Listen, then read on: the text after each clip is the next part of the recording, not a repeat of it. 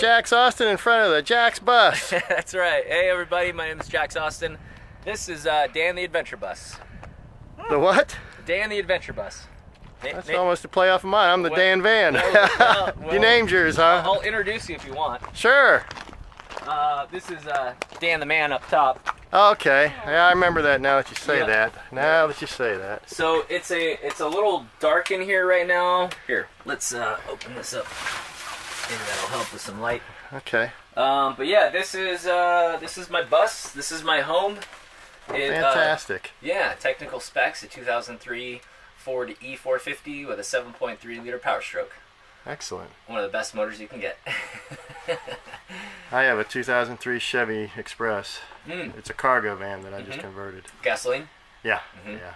Yeah, so a little bit more space than a cargo van. Oh, definitely a lot more. But it takes up a lot more space when And you you try can stand park up. I can't stand up in mine. Yeah, exactly. So that's definitely nice. This is what it looks like when it's all lived in.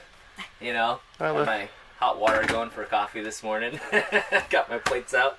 It's very nice. Get You some got a food. fridge and everything. Yeah. You're set. This is great wood. Yeah, thanks.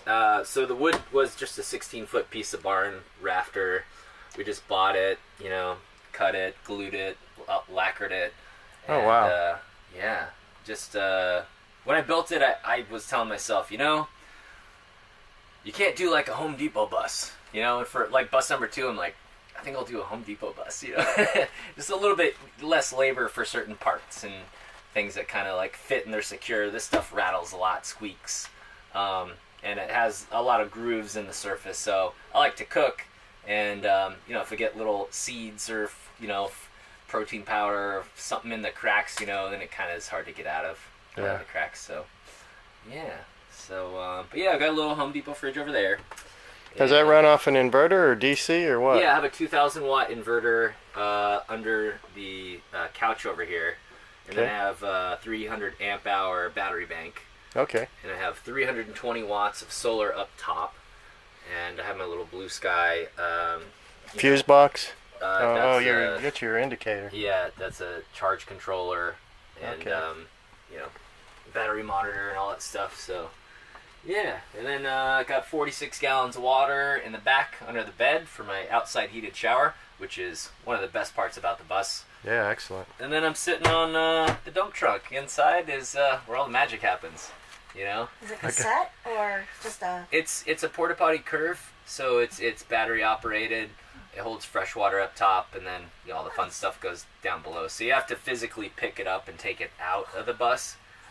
And let's just say I know now why people pay $1,000 for a composting toilet, because playing with your own poo is not my idea of a good time, you know? Even the cassettes are challenging, I think. Yeah, it's, I mean, I can handle it, but it's not my favorite thing in the world to do. It's probably my least favorite thing about the bus besides the diesel prices.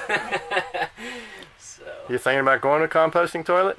You know, it'd be hard to spend $1,000 on a toilet. I'd be pretty tempted to spend $1,000 on an electric skateboard. You know, Okay. Maybe I could skate my way on over to a public toilet. You know, if I had one. But it would be tempting. You know, it would be nice. You think about it every time you're emptying that one? Yeah, man. Every time I empty it, I'm like, man, maybe get one of those composting things, you know, just turn it into soil or fertilizer or something. But Right. you know, I'm really happy with it. You know, I Very think nice. it turned out pretty well, and I like that people appreciate all the details and you know, decorations Why and black? hard work.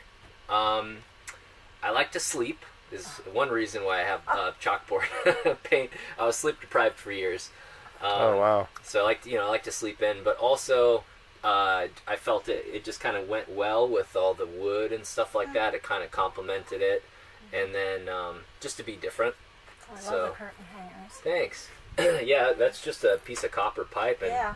I mean the whole thing from here to there was like, I don't know, $8 or something like that. So it's pretty affordable, pretty sturdy. Smart.